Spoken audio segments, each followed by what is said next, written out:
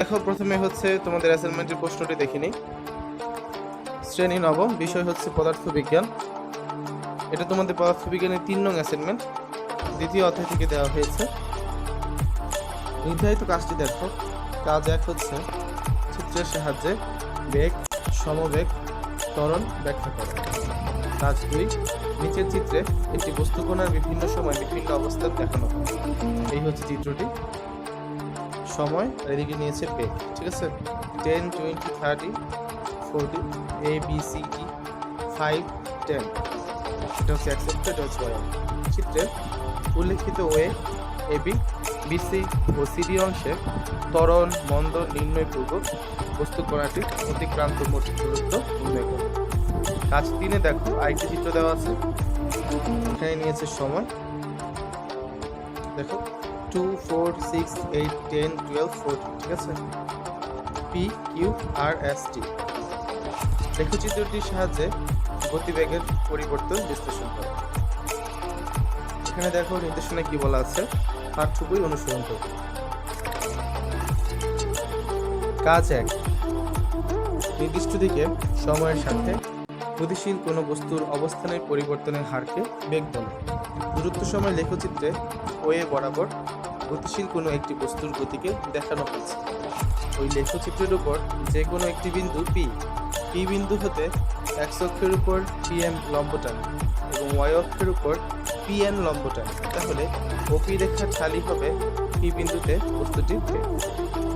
বেগ v সমান হচ্ছে OP রেখার ঢাল সমান হচ্ছে দূরত্ব ভাগ সময় সমান হচ্ছে PM ভাগ OM, ঠিক আছে। সমান আমরা কি লিখতে পারি, ON ভাগ OM। যদি গতিশীল কোনো বস্তুর বেগের মান ও দিক সময়ের সাথে অপরিবর্তিত থাকে তবে সেই বস্তুর বেগকে সমবেগ বলে। বেগ সময় লেখচিত্রে নির্দিষ্ট দিকে PA বরাবর গতিশীল কোনো একটি বস্তুর গতিকে দেখানো হয়েছে। যেহেতু PA রেখা x অক্ষের সমান্তরাল, তাই এই রেখার উপর যে কোনো বিন্দুতে বা যে কোনো সময়ে বস্তুটির বেগের মানের কোনো পরিবর্তন হবে না, তাই এই ধরনের বেগ হচ্ছে সমবেগ। এই যে দেখো চিত্রে দেওয়া আছে, ঠিক আছে, বেগ আর এখানে সময়। এই চিত্র আঁকতে হবে। এখানে নিয়েছি দূরত্ব, x অক্ষে নিয়েছি আমরা সময়। সময়ের সাথে গতিশীল কোনো বস্তুর অসমবেগের পরিবর্তনের হারকে ত্বরণ বলে। দেখো x অক্ষে নিয়েছি আমরা সময়, y অক্ষে নিয়েছি হচ্ছে বেগ। বেগ সময় লেখচিত্রে ওয়ে বরাবর গতিশীল কোনো একটি বস্তুর গতিকে দেখানো হয়েছে।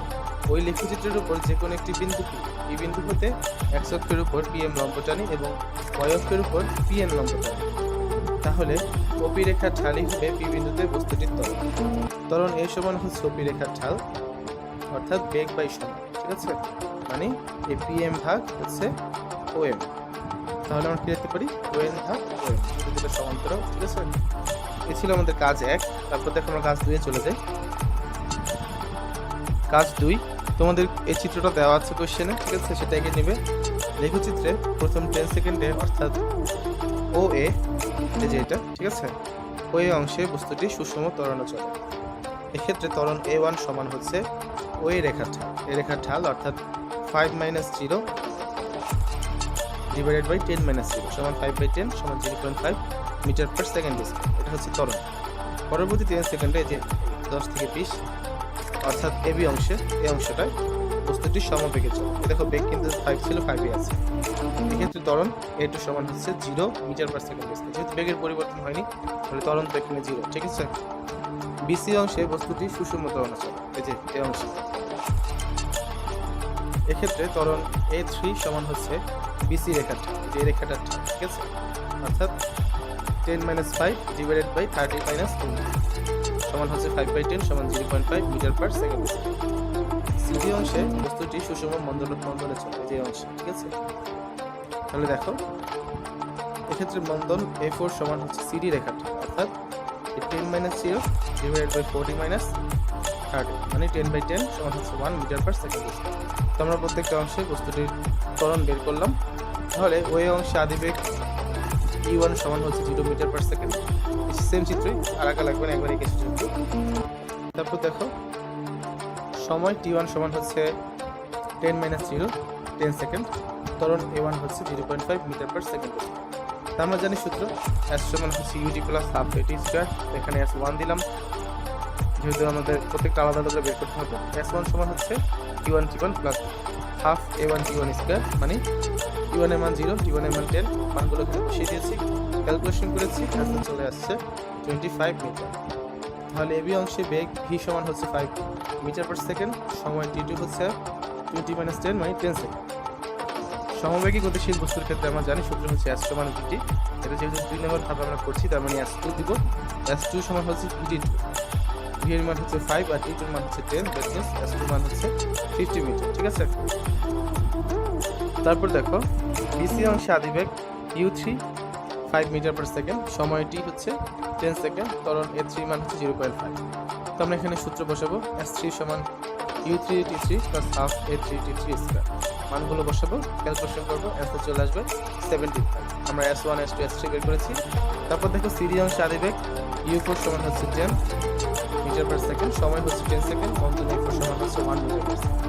যেহেতু এখানে মন্দন হয়েছে তাই সূত্র হবে s সমান ut minus half at square, যেহেতু এখানে 4 নাম্বার বের করছি তাই সবগুলো সাথে 4 দিব, মানগুলো বসাবো, ক্যালকুলেশন করলে অ্যান্সার চলে আসবে 50 মিটার। দেখো আমরা s1 s2 s3 s4 সবগুলো জানি, তো সবগুলো যোগফল হবে বস্তু কর্তৃক অতিক্রান্ত মোট দূরত্ব।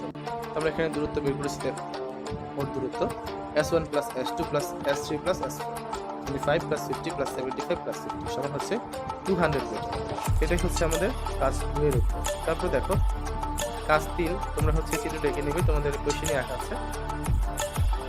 লেখচিত্রে প্রথম 2 সেকেন্ডে অর্থাৎ ওপি অংশে বস্তুটি সুষম ত্বরণে চলে, এই যে, ঠিক আছে। এক্ষেত্রে ত্বরণ a1 সমান হচ্ছে ওপি রেখার ঢাল 4 - 0 ডিভাইডেড বাই 2 - 0 সমান 4/2 সমান হচ্ছে 2 মিটার পার সেকেন্ড। পরবর্তী pq অংশে বস্তুটি সুষম ত্বরণে চলে, এক্ষেত্রে ত্বরণ a2 সমান হচ্ছে pq রেখার ঢাল, অর্থাৎ 12 - 4 ডিভাইডেড বাই 4 - 2 মানে 8/2, that means 4 metre per second square. Q R অংশে বস্তুটি সমবেগে চলে, বেগ 12 ছিল 12 আছে, বেগ কিন্তু পরিবর্তন হবে, ঠিক আছে, তাই এক্ষেত্রে ত্বরণ হবে 0। দেখো চিত্রটি আর আঁকা লাগবে না, একবার যেহেতু দেখেছো, ঠিক আছে।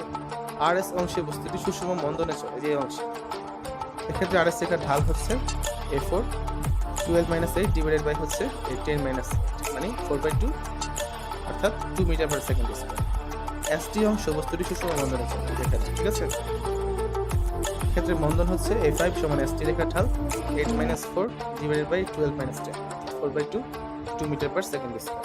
আবার টিইউ অংশ বস্তুটি সুষম মন্দনে চলে, এক্ষেত্রে মন্দন a5 সমান হচ্ছে টিইউ, যেটা, ঠিক আছে। টিইউ রেখার ঢাল অর্থাৎ 4 - 2 ডিভাইডেড বাই হচ্ছে 14 - 12, দ্যাট মিন্স 2/2 অর্থাৎ 1 মিটার পার সেকেন্ড স্কয়ার। তো শিক্ষার্থীরা, এই ছিল তোমাদের নবম শ্রেণীর 13তম সপ্তাহের পদার্থবিজ্ঞান অ্যাসাইনমেন্টের উত্তরপত্র। তো আজ এই পর্যন্তই, সবাই ভালো থাকবেন।